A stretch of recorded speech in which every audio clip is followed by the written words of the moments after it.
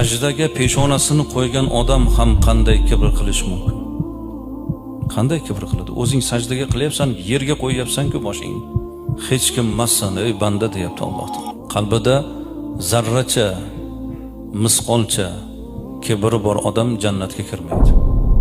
Pastda qolib ketdim.